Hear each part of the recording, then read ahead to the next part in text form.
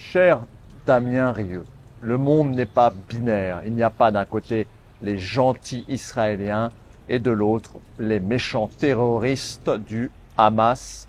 Le monde est complexe, divergent, convergent, suivant les intérêts du moment. L'histoire d'Israël fut fondée par des groupes terroristes qui ont combattu pour créer l'État moderne d'Israël. Je ne condamne ni le Hamas, ni Israël. En tant que Français, je me dois de garder la tête froide et un recul. La violence a toujours existé et elle existera toujours. Histoire, philosophie et politique, car tout est politique dans la vie. Histosophienne, histosophien, bienvenue.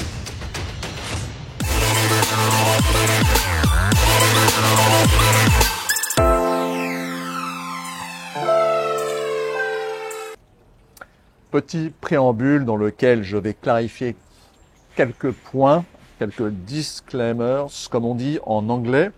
D'abord, je ne suis ni juif, ni musulman, ni chrétien. De culture chrétienne et d'Europe du Nord, je suis bien évidemment un occidental et donc de fait, je vais certainement être biaisé. Mais je vais essayer de rester le plus neutre possible. 2. Les Israéliens sont des Occidentaux presque comme les autres. Alors, j'ai travaillé avec des entreprises israéliennes. J'ai quelques amis, enfin un ami israélien et quelques connaissances israéliennes. Et je peux vous dire que ce sont des Occidentaux. Alors, je ne parle pas des extrémistes ultra-religieux qui sont aussi idiots que les extrémistes ultra-religieux musulmans. Je parle des gens normaux, l'Israélien moyen. Il est soit de gauche, soit de droite. Il y a de l'extrême gauche et de l'extrême droite, comme dans tous les pays du monde. La seule différence est que ce sont des colonisateurs, des colons. Et ça, il faut le dire clairement. Tout comme les Anglais ont colonisé le Nouveau Monde, les Israéliens ont colonisé la Palestine. Et ils ont pu le faire car la Palestine n'a jamais été un État historique. Tout comme Israël n'est pas non plus un État historique. Nous en parlerons plus tard. Et moi, par exemple, vivant au Cambodge, ayant mes coutumes françaises, européennes, occidentales, je suis une sorte également de colonisateur, soft, doux, parce que je respecte les lois du pays qui a la gentillesse de m'accueillir, mais tout de même. Enfin, 3, le Hamas est violent, ce sont des animaux humains.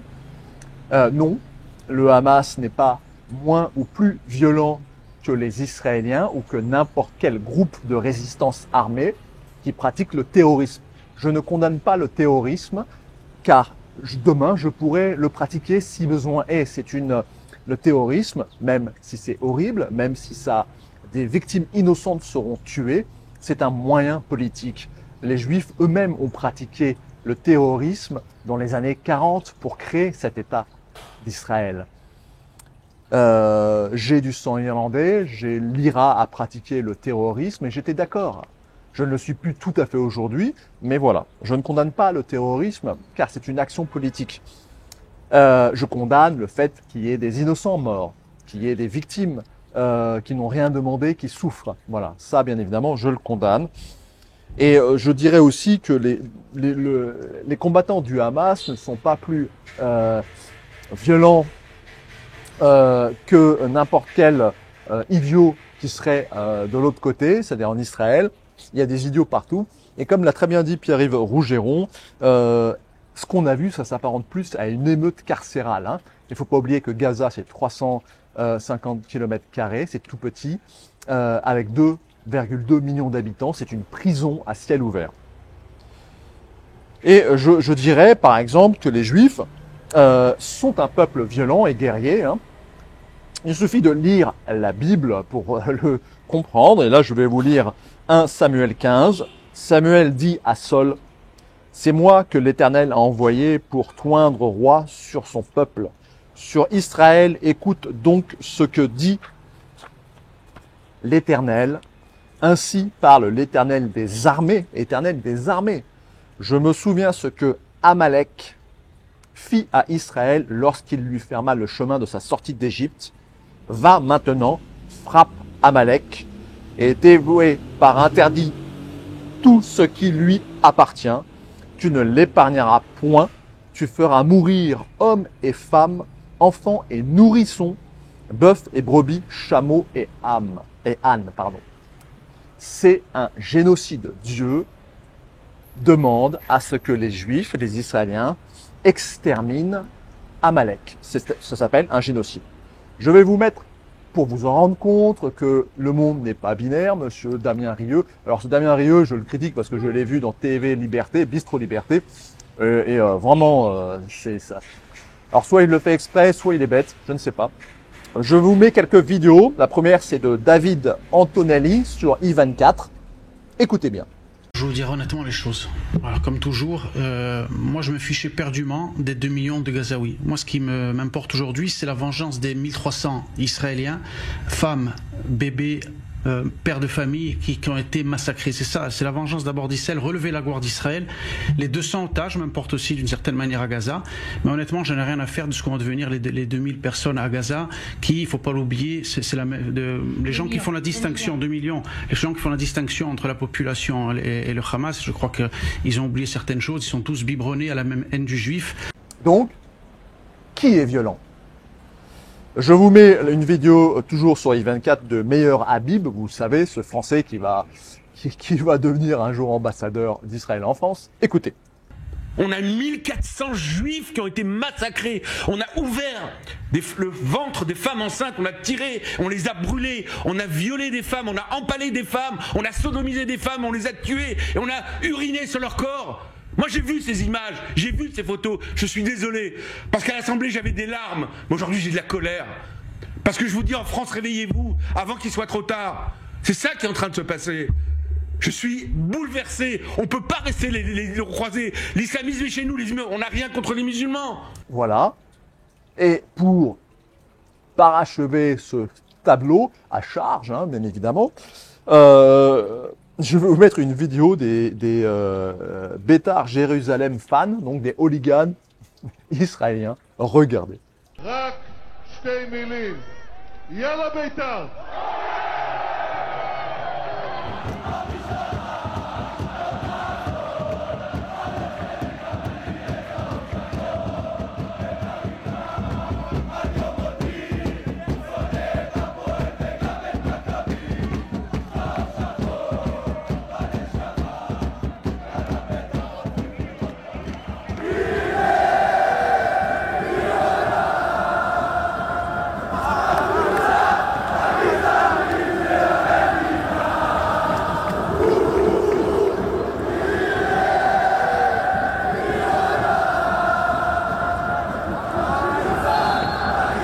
Êtes-vous convaincu que la violence existe de tous les côtés? Vous devrez l'être. Je vais vous faire un petit topo rapide d'événements violents que j'ai pris comme ça un petit peu. Il y en a bien d'autres, hein, bien évidemment. Vercingétorix sacrifia les femmes, les enfants et les vieillards d'Alésia. Hein. Il les fit sortir parce que la nourriture se faisait rare durant le siège par Jules César. Et il les laissa mourir de faim entre les deux camps. Hein. Entre les murs d'Alésia et les murs du camp romain qui avait encerclé Alésia, eh bien, ils sont morts de faim devant les yeux des combattants, des guerriers gaulois. Si ça, c'est pas violent, eh ben, écoutez, durant les guerres de religion en France, monsieur Damien Rieu, Damien, c'est comme moi, David, il doit être d'origine protestante, j'imagine. Des bébés furent embrochés, cuits à la broche. C'est pas violent, ça? Pour en mettre aussi un peu chez les musulmans, parce qu'il faut partager, la violence se partage, elle est internationale du coup. Les musulmans pratiquaient la castration des esclaves noirs à une échelle industrielle. Les communistes, les nazis, ils ont massacré les juifs, ça on le sait, de manière industrielle aussi. Les communistes massacrèrent des millions et des millions d'individus, jusqu'à Pol Pot. qui extermina quasiment la moitié du peuple khmer. Les sionistes du groupe Stern, dont nous allons parler ensuite, pratiquèrent des actes de terrorisme ultra violents contre les Anglais. Les Alliés ont bombardé et tué des milliers de civils avec des bombes incendiaires à Dresde. Regardez cette image. Ils ont fait la même chose sur Tokyo avant de balancer 2 bombes nucléaires sur le Japon. C'est pas de la violence, ça. Donc, en conclusion, gardez votre calme. Ne vous laissez pas emporter par les propagandes de tous bords. Raisonnez. Ne vous faites pas avoir par des illusions. Et à propos d'illusions, je vais vous mettre une petite photo que je vais agrandir doucement. Regardez-la. Vous verrez au début le visage d'un homme. Plus cette photo va s'agrandir, plus vous vous rendrez compte que votre cerveau vous a joué un tour et qu'en fait c'est une photo de 2 musulmanes face à des immeubles détruits par des bombardements. Méfiez-vous de votre cerveau, méfiez-vous des illusions, soyez calme, prenez du recul. Nous, Français, nous devons rester neutres, ni pro-israéliens, ni pro-palestiniens. Nous devons rester neutres, nous sommes Français, nous sommes pro-français. Excusez-moi, il y a un peu de bruit peut-être.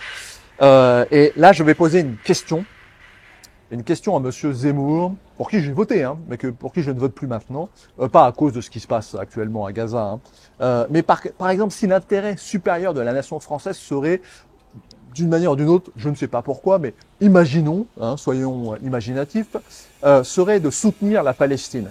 Est-ce que Monsieur Zemmour, qui est de confession juive, pourrait le faire? Peut-être pas. Voilà. Vous voyez, donc c'est une vraie question. Les problèmes de religion sont un véritable clou dans votre botte nationale. C'est très compliqué. C'est très compliqué. La France se doit de rester la 3e voie ou de redevenir la 3e voie qu'elle fut avec le général de Gaulle. Regardez la vidéo de 1967. Et certains même redoutaient que les Juifs, jusqu'alors dispersés, mais qui étaient restés ce qu'ils avaient été de tout temps, c'est-à-dire un peuple d'élite, sûr de lui-même et dominateur. Très intéressant, n'est-ce pas? Je vous invite à lire Espace et Paix pour savoir comment sortir de la violence et protéger vos espaces. Je rentre dans l'introduction. Alors, la vidéo va être peut-être un peu longue, mais le sujet est complexe et il se doit d'être détaillé. Alors, je regardais la vidéo d'Idriss Aberkan. Aberkan à ne pas confondre avec Albert Khan, hein, parce qu'au début, moi, j'ai confondu un peu. Donc, c'est Aberkan. Idriss Aberkan est un musulman, mais un musulman ésotérique, un musulman un peu soufiste. Donc, ce n'est pas du tout, c'est l'inverse des frères musulmans, si vous voulez. C'est quelque chose d'élégant, de fin, de raffiné. Comme lui l'est. Alors, il parlait dans sa vidéo du 2e conflit de Gaza, et j'ai senti sa peine profonde, véritable, et ça m'a marqué. Il est vraiment choqué. Hein, voilà, c'est quelqu'un d'honnête, je pense, et ça m'a troublé. Et il a fait à marche forcée d'essayer de trouver une solution à laquelle je ne crois pas, et je vais vous expliquer pourquoi. Mais bon, voilà, son analyse est intéressante. Mais bon, les musulmans ne sont pas suffisamment unis pour créer un nouveau Gaza en Égypte, comme il veut, une ville comme un peu Kuwait City. Je ne pense pas que ça puisse jamais fonctionner. Vous savez, l'Empire ottoman commença déjà à vendre des terres aux sionistes au 19e siècle. Pourquoi en 48 les Arabes n'ont pas cherché à négocier ce mauvais accord proposé par les Nations Unies? Mauvais certes, mais ils auraient pu négocier. Non, par arrogance, ils ont attaqué Israël. Et ils ont perdu. Et d'ailleurs, ils ont perdu toutes les guerres contre Israël. Donc c'est compliqué. Pourquoi, comme le dit bien d'ailleurs, comment il s'appelle, Rachid Achachi.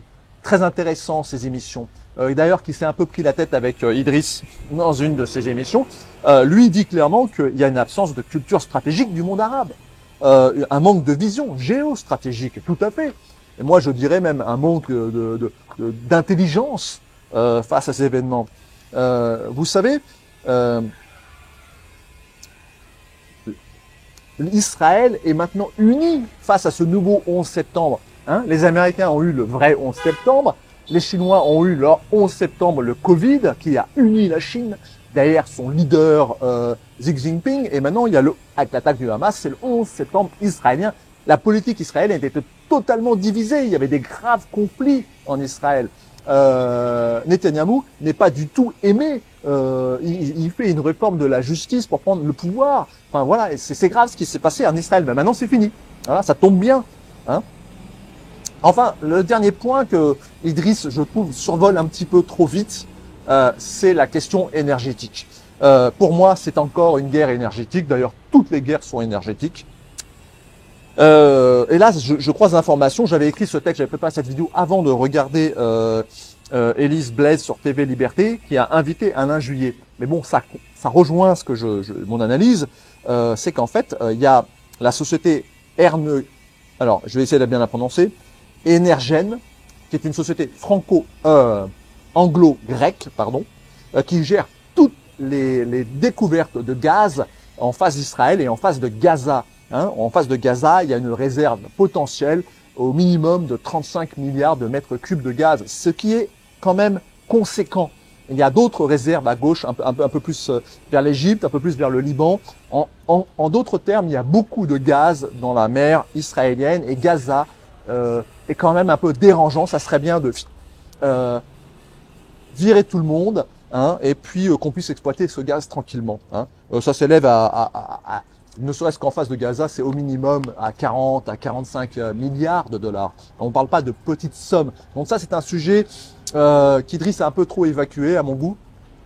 Car même comme l'Ukraine, c'est pareil, en Ukraine, c'est une guerre énergétique avant tout, parce qu'il y a aussi du gaz ukrainien, notamment vers la Russie. Et vous savez que les guerres seront de plus en plus violentes pour l'énergie. Hein. L'énergie, sauf à découvrir quelque chose rapidement, est en train de diminuer à grands pas. Alors je rentre dans la partie historique. Dans la partie historique, on va faire un petit récap. Mais avant tout, je m'inspire de 3 livres. Du mien, hein, Doggerland, une petite histoire du racisme, qui est gratuite, téléchargeable. Vous avez le lien dans le descriptif. Je m'inspire aussi le guerrier juif d'Emmanuel Ratier, très intéressant, très bien fourni. Même si lui, je pense, est quand même parti pris. Moi, je suis neutre, j'essaye d'être neutre. Et enfin, un dernier livre en anglais qui s'appelle The Transfer Agreement, qui parle en fait des accords de la A'arava, qui est très intéressant par Edwin Black, qui est d'origine juive, je pense, d'après ce qu'il dit dans le livre. Alors globalement, l'histoire de la Palestine est complexe. Je vais rentrer dans quelques détails et je vais surtout faire un résumé. Mais bon, globalement, Israël, ça n'existait même pas, Israël, le royaume de Judée et d'Israël, etc., ont cohabité avec des empires énormes à côté. L'Égypte, la Perse, la Sumer, etc. Les Assyriens un peu plus tard, les Babyloniens. L'Israël était tout petit, mais même la Bible est inspirée de récits sumériens. Ils n'ont rien inventé en fait, les Israéliens. Ils ont recompacté des choses et ensuite, après, ils ont eu une idée assez géniale de se dire, on va créer un Dieu monothéiste qui n'est pas arrivé du jour au lendemain, hein, bien sûr. Hein, ça a pris du temps.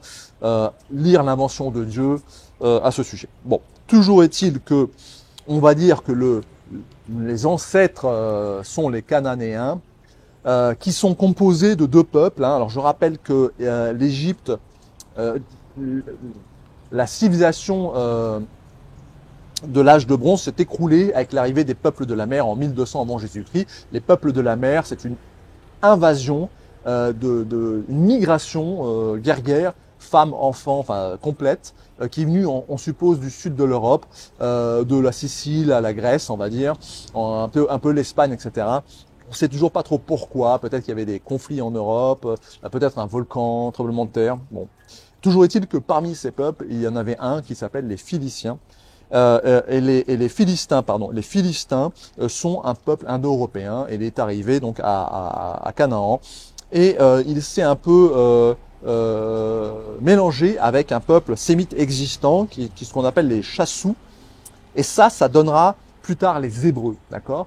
Les Hébreux, en fait, vont se séparer. Ce mélange va se séparer en 2 branches. Les Hébreux d'un côté et les Phéniciens d'un autre. Les Phéniciens, on va dire que c'est devenu le Liban. Et les Hébreux, c'est devenu Israël, le royaume de Juda et le royaume d'Israël. C'est à cette époque-là, ou un peu plus tard, que l'alphabet moderne fut inventé. Et les Phéniciens, c'est une énorme civilisation. Hein. C'est Carthage un peu plus tard, et les Phéniciens, ils ont certainement voyagé jusqu'en Amérique. Bon, voilà pour ça.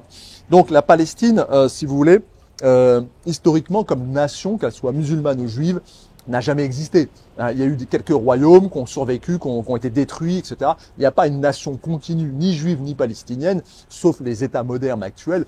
C'est comme l'Ukraine, c'est quelque chose qui n'a jamais réellement existé. Je rappelle que la France, c'est 1000 ans au minimum. La Chine, c'est 5000 ans, etc., etc. D'État continu, hein, parce que les Juifs vont vous dire, ah bah nous, notre culture, elle a 5000 ans. Oui, très bien, mais pas un État, d'accord? C'est très différent. Et là, je vais vous mettre un petit schéma que j'ai concocté pour vous, qui est très intéressant. Regardez, je le mets à l'écran.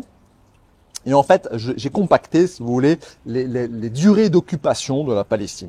Donc, alors, le royaume, on va commencer par, entre guillemets, les Juifs. Donc, le royaume d'Israël et de Juda, 314 ans.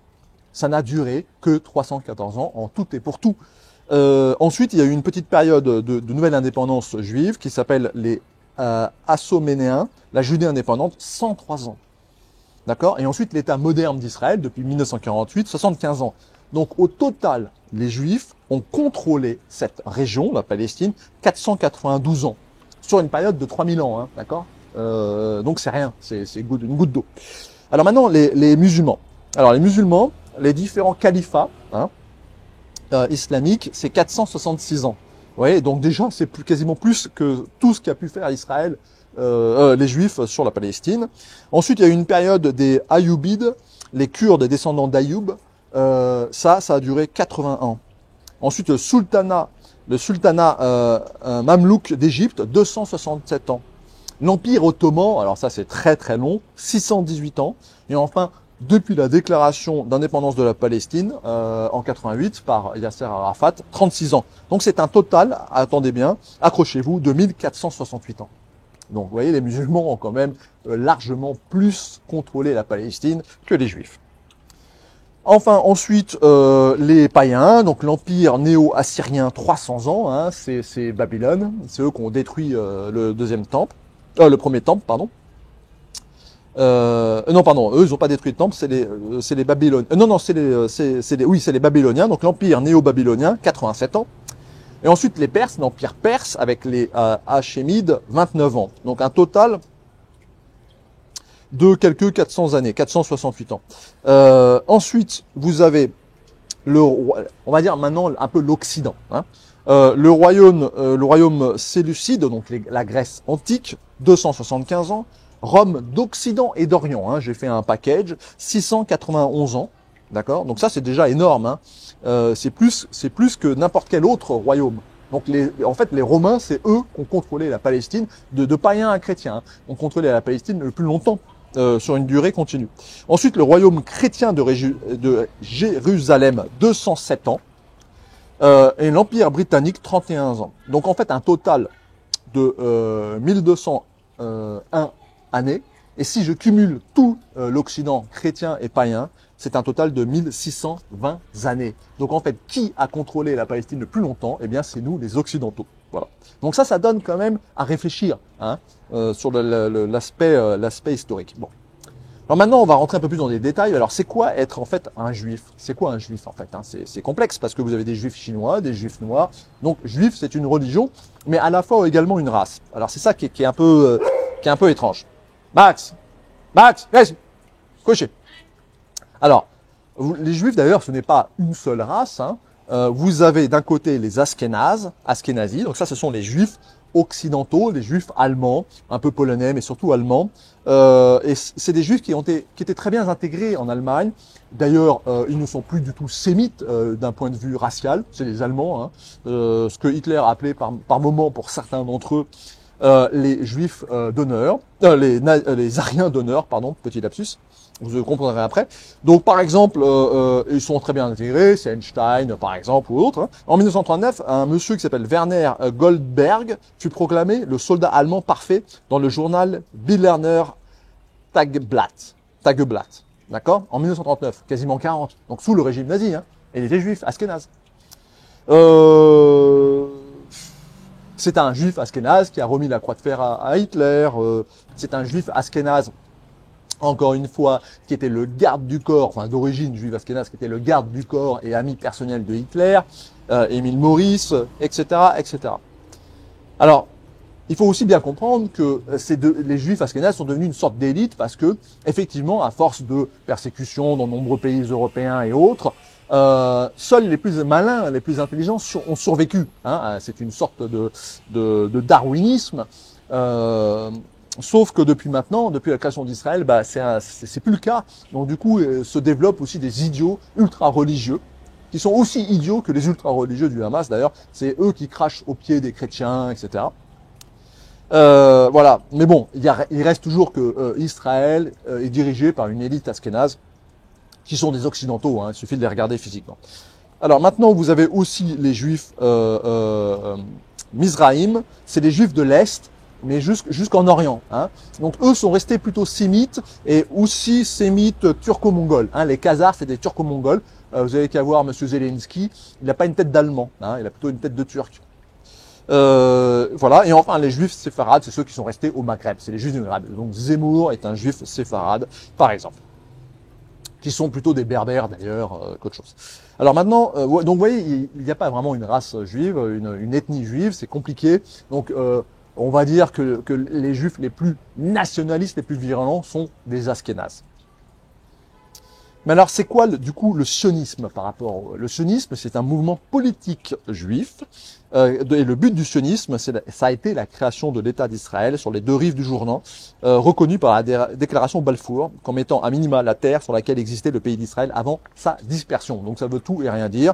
Vous avez vu les dates que je vous ai données tout à l'heure. Donc Israël, hein, je le rappelle, les Juifs n'ont occupé que 492 ans sur 3000 ans la Palestine. C'est très peu. Mais bon, voilà. Il y a de l'historique, donc ça c'est vrai, mais quand les Juifs sont revenus en Palestine, c'est une colonisation. Il faut dire les choses telles qu'elles sont réellement. C'est une colonisation. Après 2000 ans, c'est plus une réoccupation, hein, c'est une colonisation. Alors maintenant, dans le courant sioniste, il y a deux grandes branches, je simplifie bien évidemment, mais il y a deux grandes branches. Il y a, on va dire, les ceux de gauche, les marxistes, et les ultranationalistes, qui s'appellent les Juifs révisionnistes. Et les Juifs révisionnistes étaient en admiration devant le fascisme. Alors, le fascisme de Mussolini n'a jamais été antisémite, hein, il faut bien dire les choses. C'est pas du tout comme les nazis. Même Mussolini était admirateur du régime de Mussolini. Hein. Churchill était Mussolini, oui, s'admirait, ça c'est certain. Churchill était un grand admirateur du régime fasciste. Alors, en 1923, le Bétar, c'est une des organisations de défense juive la plus importante, qui est fondée à Riga, donc en Lettonie, par un monsieur qui s'appelle Jabotinsky. Un juif sioniste révisionniste. Alors lui, c'est un admirateur de Mussolini. Hein. Le Bétar a été créé en l'honneur de Joseph Trumpeldor. Trumpeldor, c'est un des pionniers de la colonisation de la Palestine. D'ailleurs, il est mort dans un kibbutz, en protégeant un kibbutz. Et en fait, Bétar, ça voudrait dire Brit Joseph Trumpeldor, mais c'est aussi le nom d'une des dernières forteresses qui a combattu contre les Romains. Hein. Donc les révisionnistes, les sionistes révisionnistes, c'est un mouvement farouchement anticommuniste, anti-marxiste, et ils vont se mettre sur la gueule entre juifs aussi. Hein. Voilà, donc le Bétar c'est aussi le nom de la forteresse, dernière forteresse où les juifs qui sont des guerriers, hein, n'oubliez pas ça, ont combattu les Romains en 1932 de notre ère. Alors, l'idéologie du sionisme révisionnisme, c'est quoi? Donc, c'est du fascisme, hein, je dis clairement les choses. Hein. C'est même presque du national-socialisme. Hein. On en parlera avec les kibbutz. L'idéologie du mouvement reprend les idées donc de Jabotinsky et de Trumpeldor. Point numéro 1, il faut une langue hébraïque. 2, il y a une culture juive. Et 3, il faut une autodéfense. Donc, tout ça, ce sont des mouvements paramilitaires, comme le Bétar.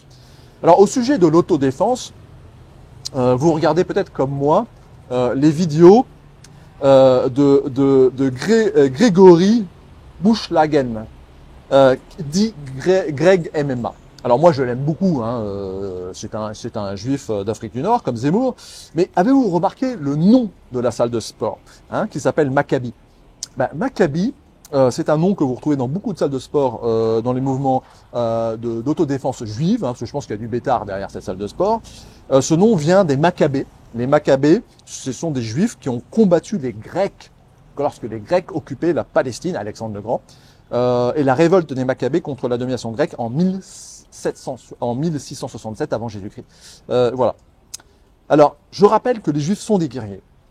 Nous en avions la preuve avec la salle de sport de Greg Emema. Mais il y a eu un phénomène après la Seconde Guerre mondiale que j'ai défini dans une de mes vidéos, regardez la vignette, que j'ai appelé le complexe de la Shoah.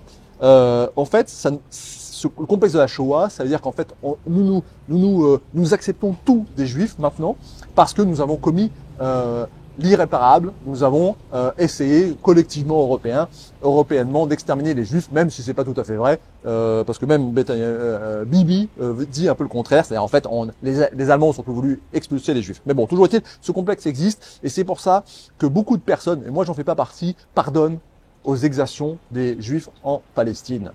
Ça, c'est quelque chose d'assez complexe. Regardez ma vidéo sur le sujet. Alors maintenant, je vais vous lire le poème Le Chant du Bétard, qui est un poème assez joli d'ailleurs. Donc écrit par Jabotinsky. Je vous le lis. Bétard, de la fausse pourriture et poussière naîtra une race par le sang et par la sueur, fière, généreuse, dure, Bétard capturé, Yofda, Masada, se relèveront dans la force et la splendeur. Hébreu de la misère même, tu es prince. Hébreu dans la misère même, tu es prince. Que tu sois esclave ou vagabond, tu naquis fils de roi. Dans la lumière ou le secret, souviens-toi de cette couronne, fierté et défi.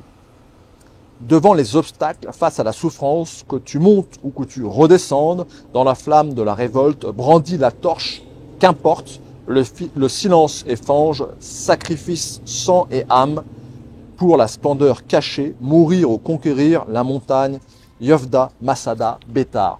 Alors ça, c'est 3 forteresses en fait. C'est 3 forteresses où les Juifs ont résisté. Et Masada, je vous ai mis la photo de la forteresse Masada. Pour les Juifs révisionnistes, c'est très important parce que c'est un lieu de résistance contre Rome, c'est-à-dire contre l'Occident, contre nous.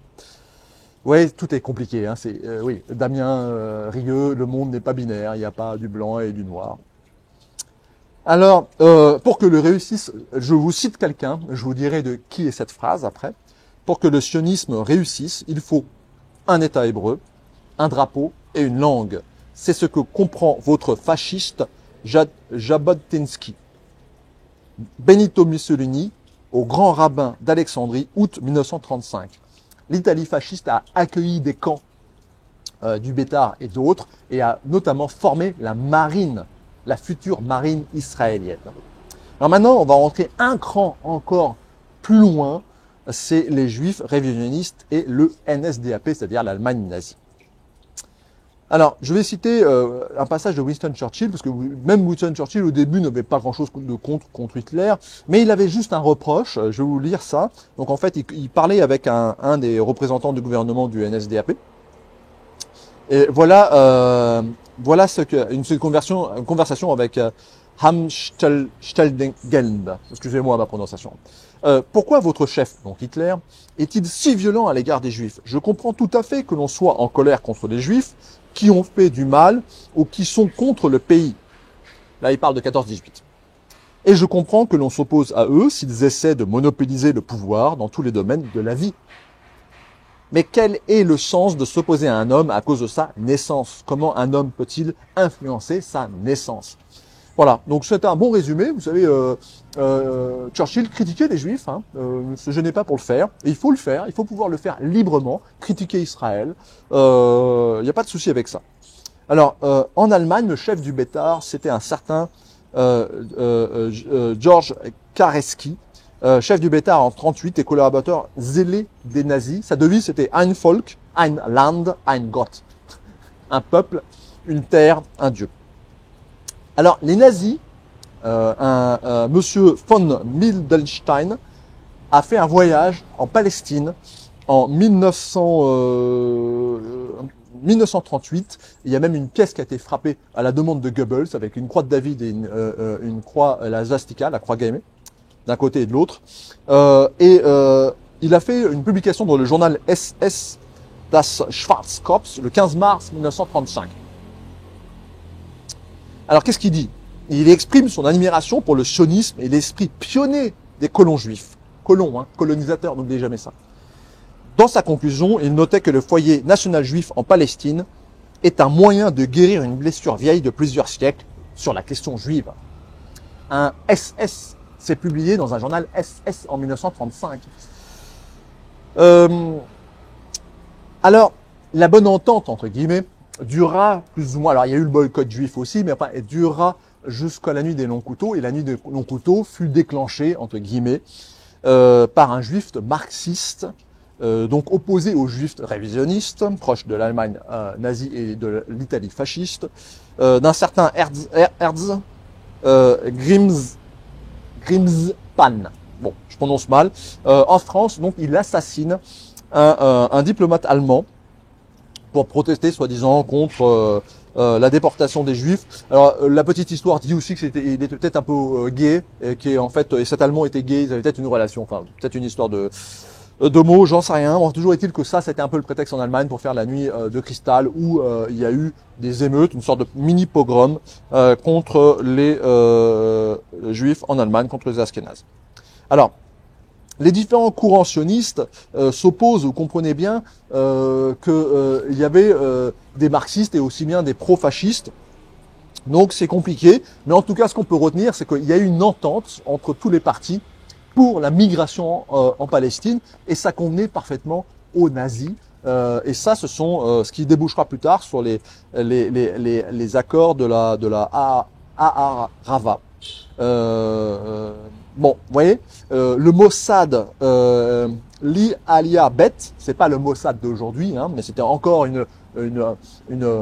un parti d'autodéfense juif, a créé des centres d'entraînement de colons, de futurs colons pour la Palestine, donc entraînement paramilitaire, en collaboration avec les autorités allemandes pendant l'Allemagne nazie. Vous savez que en Allemagne nazie, il y avait droit à 2 drapeaux.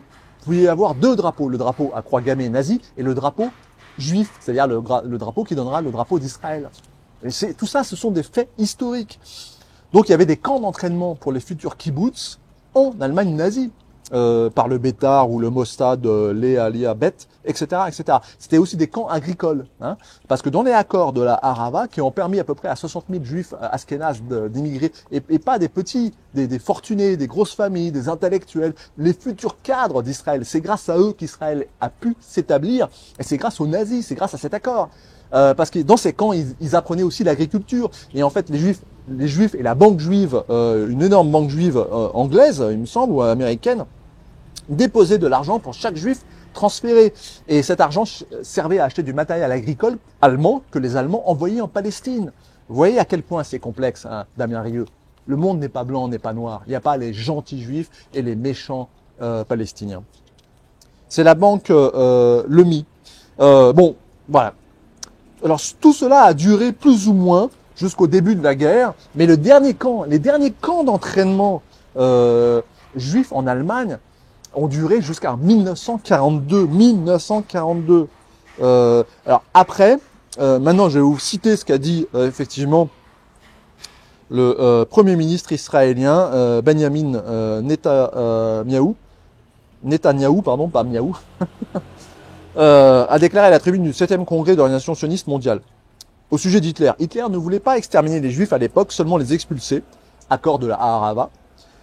Et en se fondant sur les accords de la Harava, il dit ça, et ensuite il va citer le grand Moufti, donc les frères musulmans, qui auraient influencé Hitler en disant à Hitler, bah, c'est compliqué d'expulser tous les Juifs.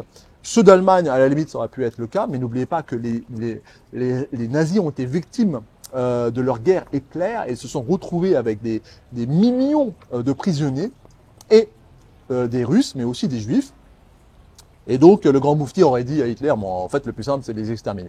Bon, Hitler n'avait pas non plus un amour inconsidéré pour les Juifs, hein, il faut être sérieux, hein, c'est pas Benito Mussolini. Benito Mussolini avait des Juifs comme cadre autour de lui, très différent. Bon, je rentre, bon vous voyez c'est compliqué, hein, c'est très compliqué, je rentre dans la partie... cette histoire de la Palestine et des Juifs est complexe. Je rentre dans la partie philosophique. Alors là, je vais vous citer le livre La muraille d'acier du fondateur du Bétar, hein, Monsieur Jabotinsky. Écoutez bien, je pense que vous serez surpris par la teneur. La source du sentiment national se trouve dans le sang de l'homme. Dans son type physico-racial, et là seulement, la vision spirituelle de l'homme est fondamentalement déterminée par sa structure physique. C'est pour cette raison que nous ne croyons pas à l'assimilation spirituelle. Il est inconcevable d'un point de vue physique qu'un juif né dans une famille de pur sang allemand puisse s'adapter à la vision spirituelle d'un Allemand ou d'un Français. Il peut être entièrement imprégné du fluide germanique, c'est-à-dire du sang. Les Ashkénazes sont quasiment des Aryens au point de vue génétique, mais le noyau de sa structure spirituelle restera toujours juif. Je cite un peu plus loin. Les autochtones dans aucun pays, ni à aucune époque que ce soit, n'acceptent jamais l'établissement d'étrangers sur leur terre. Toute nation autochtone, qu'elle soit civilisée ou primitive, considère son pays comme son foyer national, où elle veut vivre et dont elle veut rester éternellement le propriétaire exclusif. Elle n'acceptera jamais de son plein gré, non seulement d'autres propriétaires, mais encore de partager son droit de propriété avec d'autres. Donc ça, c'est un sioniste révisionniste. Je pense que, voilà, fin de la vidéo, tout est expliqué. Comment voulez-vous, alors que les colons, les Juifs sont des colons, il faut le dire, comment voulez-vous que les Palestiniens, même s'ils n'ont jamais eu d'État réel, comme nous l'avons vu tout à l'heure, puissent accepter d'être colonisés? Qui veut être colonisé? Moi, Écossais, j'ai été colonisé, mes ancêtres ont été colonisés, et l'Écosse ne redeviendra plus jamais indépendante. La Palestine ne sera plus jamais indépendante. On a loupé le coche avec Yasser Arafat. On a loupé le coche d'une paix possible, alors qu'il y avait encore l'OLP qui a été détruite par le Mossad pour mettre en place le Hamas. Les deux extrêmes ne veulent pas la paix. Alors maintenant, je vais vous parler d'une chose assez concrète. Les Juifs sont donc des colonisateurs, les Juifs ashkénazes, donc des Allemands de confession juive.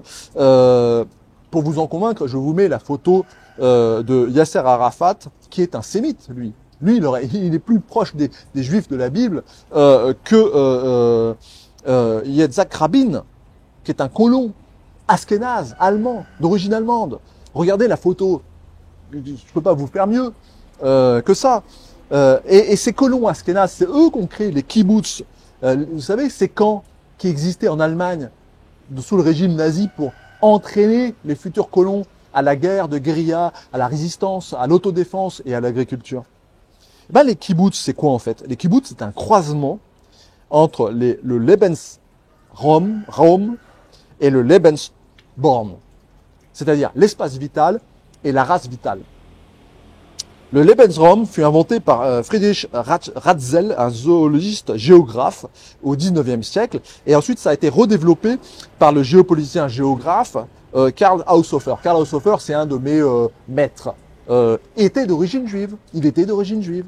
Hein, il s'est suicidé en 1946 avec sa femme. Intéressant. Intéressant. Hein.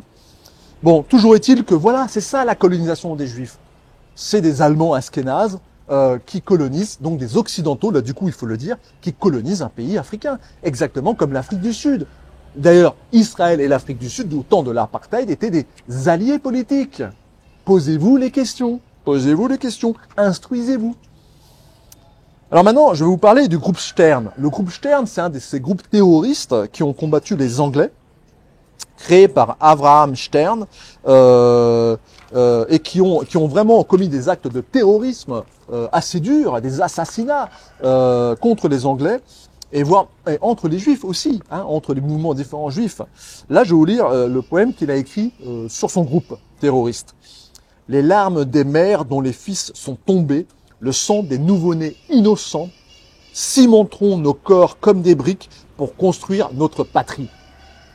Bon, voilà, fin de la vidéo, vous avez tout compris. Il n'y aura jamais de paix en Palestine.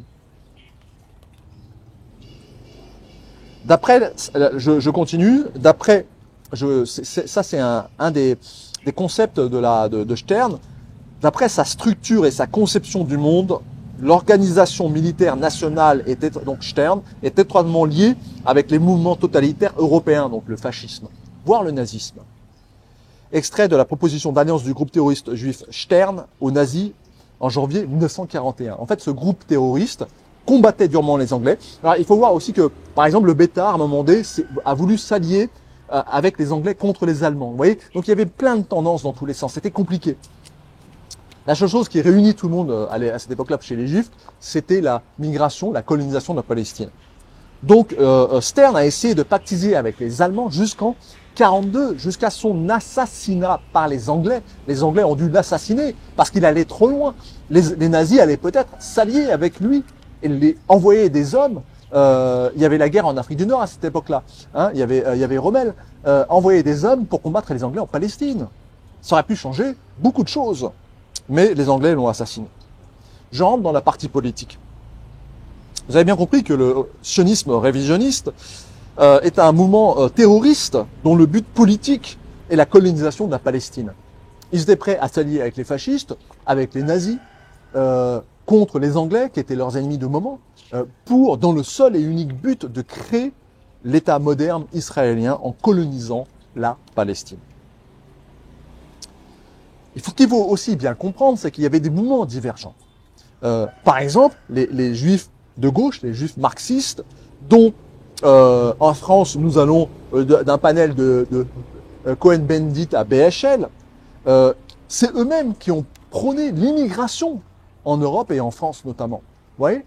Donc eux ont promu l'immigration, la recolonisation, parce que c'est une colonisation aussi, des musulmans et des Africains non musulmans d'ailleurs, en Europe.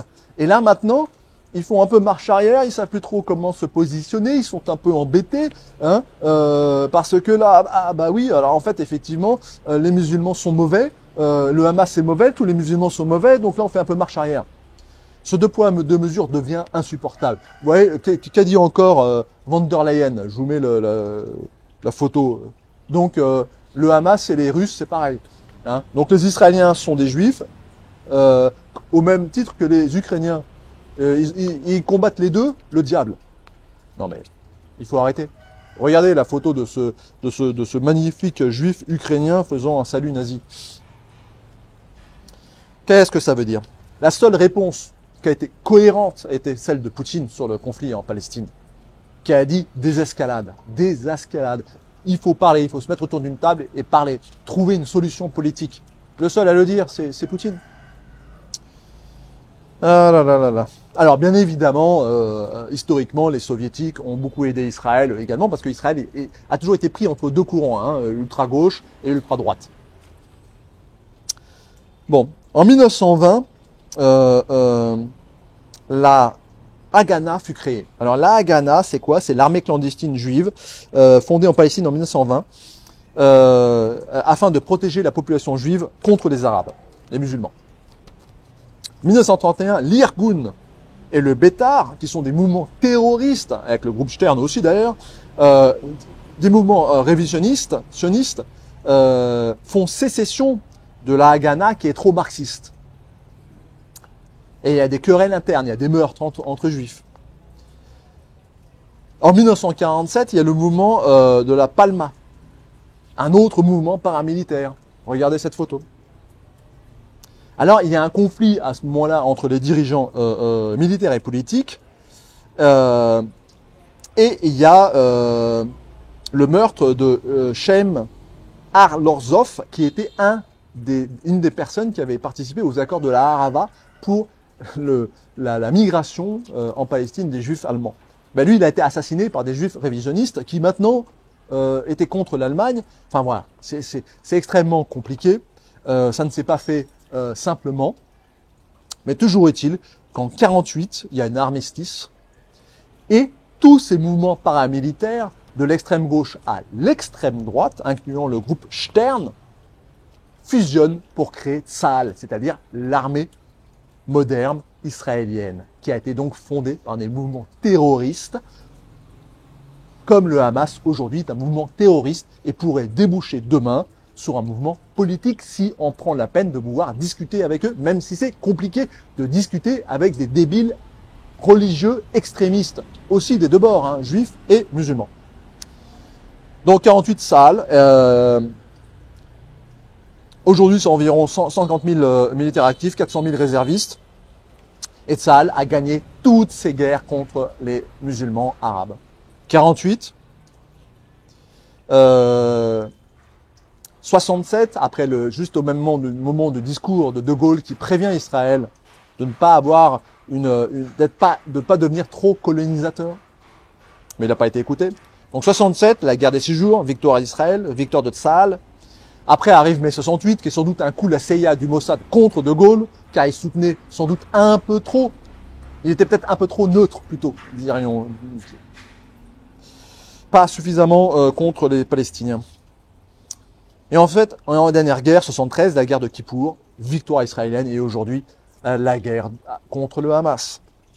Donc, je rappelle aussi que le Hamas a été un peu a été créé par l'extrême droite israélienne, qui a détruit l'OLP de Yasser Arafat, qui était trop proche des Russes, trop marxiste, et entre guillemets, qui proposait, elle, une solution politique réelle, la création d'un État palestinien. Donc l'extrême droite juive n'a pas voulu ça, a détruit l'OLP, il faut dire les choses, et on crée le Hamas avec les frères musulmans pour avoir un ennemi clair et net. Vous voyez, là, du coup, essayer de rendre le monde binaire, hein, monsieur Damien Rieu. Mais c'est faux, ça c'est une illusion, comme tout à l'heure, tout au début de la vidéo. Hein, vous vous souvenez? Bon, toujours est-il que c'est compliqué, parce que les vainqueurs écrivent l'histoire, donc les Israéliens réécrivent l'histoire à leur sauce. Donc nous allons dans la conclusion. Est-il possible de trouver une paix? Alors déjà, fondamentalement, chaque peuple a le droit de vivre sur sa terre, dans son espace de paix. Les Israéliens ont colonisé la Palestine, donc ça c'est un fait, mais comme ils ont gagné la guerre, c'est comme les Américains au Nouveau Monde, ils ont gagné la guerre, et maintenant c'est chez eux. Les Anglais ont gagné la guerre contre les Écossais, l'Écosse appartient à l'Empire britannique et ne redeviendra pas indépendante. La Palestine, à mon avis, sauf coup d'État en Israël, enfin quelque chose d'incroyable, la Palestine, Gaza va disparaître. Aussi bien à cause du gaz dont on a vu tout à l'heure, mais aussi bien parce que l'Israël a besoin d'espace, etc. Vous savez, moi j'ai soutenu l'Irak, j'ai soutenu la Palestine quand j'étais jeune et révolutionnaire et terroriste. J'ai voulu, j'y ai cru. Mais en fait, la Palestine, enfin le Hamas et l'Irak, c'est devenu des mouvements mafieux, c'est des mafias qui créent de la terreur, qui raquettent, etc. On peut critiquer Israël sur beaucoup de points. On peut critiquer l'extrême droite israélienne, dire qu'elle s'est fondée sur du terrorisme, tout ça c'est vrai. Mais ça reste quand même une démocratie, entre guillemets. Peut-être que Bibi ira en prison un jour, comme Sarkozy, je le souhaite. Mais bon voilà, le Hamas c'est pas vraiment une démocratie. Hein. Il faut dire les choses. Hein. Avec l'OLP, il y avait une chance. Même avec le Fatah, il y avait une chance de dialogue, de se mettre autour d'une table et de trouver une solution. Pourquoi l'Arabie Saoudite n'accueille pas ces 2 millions d'habitants? Vous savez, 2 millions d'habitants, ça se déplace. Hein. En 48, il y a eu 900 000 Arabes expulsés qui ont quitté la Palestine. Et il y a eu à peu près pareil, autant de Juifs qui ont quitté tous les pays du Maghreb pour venir en Israël. Donc en grosso modo, 2 millions d'individus se sont transférés d'un pays à l'autre. Ça se fait, hein. On peut transférer 2 millions d'individus, notamment que la moitié ce sont des enfants. Pourquoi l'Arabie Saoudite ou le Qatar ne les accueille pas? Pourquoi l'Égypte ne les accueille pas et ferme ses frontières? D'une part parce que c'est des pays relativement pauvres. L'Égypte, elle n'est pas excessivement riche, mais l'Arabie Saoudite, ils sont riches, non? Pourquoi ils ne le font pas? Posez-vous les questions. Il n'y a pas d'unité arabe. Ensuite, il y a un vrai problème de développement. Alors, c'est facile de critiquer une prison à ciel ouvert, dans lequel je pense qu'il y a le minimum syndical d'éducation, etc. Et je rappelle qu'en Palestine, il y a des chrétiens. Hein. Le fameux hôpital qui a été bombardé, là, soit par le Hamas, soit par les Israéliens. Non, bon, a priori, ça serait plutôt les Israéliens, mais bon, il faut attendre. Prenez du recul. Ne tombez pas dans les illusions d'un bord ou de l'autre. Prenez du recul. C'est un hôpital chrétien. La femme de Yasser Arafat était chrétienne. Il y a des chrétiens en Palestine. Le problème, c'est les idiots, c'est les extrémistes, les illuminés religieux. C'est ça le véritable problème, aussi bien musulmans que juifs. La paix est partie avec Yitzhak Rabin et Yasser Arafat. Ils ont tous les deux été assassinés. Maintenant, ça va être très compliqué, hein, très compliqué. Donc je pense qu'il faut trouver une solution pour les Gazaouis d'accueil. Entre la pression gazière, la pression immobilière qui va venir, je vois mal la paix arriver. Hein. Bon. Pour vous en persuader, dernière petite couche, parce que nous n'avons pas parlé du volet un peu religieux, on en a un peu parlé, mais le volet religieux messianiste, aussi bien musulman que juif. Mais bon, là je vais vous mettre une petite vidéo de mon rave préféré, le rave Ron Shaya, hein, un Français qui vit maintenant en Israël. Écoutez. Je vous dirais même que nous avons des informations et de grands rabbins et d'autres sources aussi, des sources différentes, qui disent que c'est une question de quelques jours. Dieu t'a montré quelle sera l'histoire du monde jusqu'à la fin de cette puissance militaire. Lorsque les forces occidentales vont venir attaquer l'Iran, c'est la fin. Alors, êtes-vous persuadés maintenant? Ces gars-là sont des illuminés, ils attendent l'arrivée du Messie. Ils y croient, ils y croient. Donc ça va être compliqué, hein. Ça va être compliqué.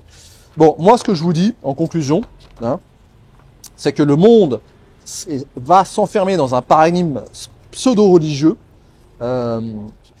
du messianisme judéo-protestant, parce que les catholiques sont quand même pourraient être une solution. Hein. Il faudrait peut-être convertir tout le monde au catholicisme ou à l'hindouisme ou au bouddhisme. Hein, voilà. Les sionismes fondamentalement non religieux de droite, national, européens, seront dépassés. C'est-à-dire, en fait, nous, les nationalistes, moi je suis un nationaliste, mais modéré, on est dépassés par ces religieux. Nous avançons vers l'âge sombre du Kali Yuga, cher à Evola et Guénon. La division du bien face aux forces unies du mal, ou de la bêtise, ou de l'ignorance, ou du QI, si vous voulez. Même si les dirigeants des deux côtés sont des gens intelligents. Hein. Mais bon. Voilà, donc en conclusion, formez vos espaces de paix, lisez espaces de paix, quelques conseils pour sortir de la violence, quelques pistes, formez vos espaces de paix, prenez soin des vôtres, la violence va se propager, en France notamment, donc formez vos espaces de paix. À bon entendeur, salut.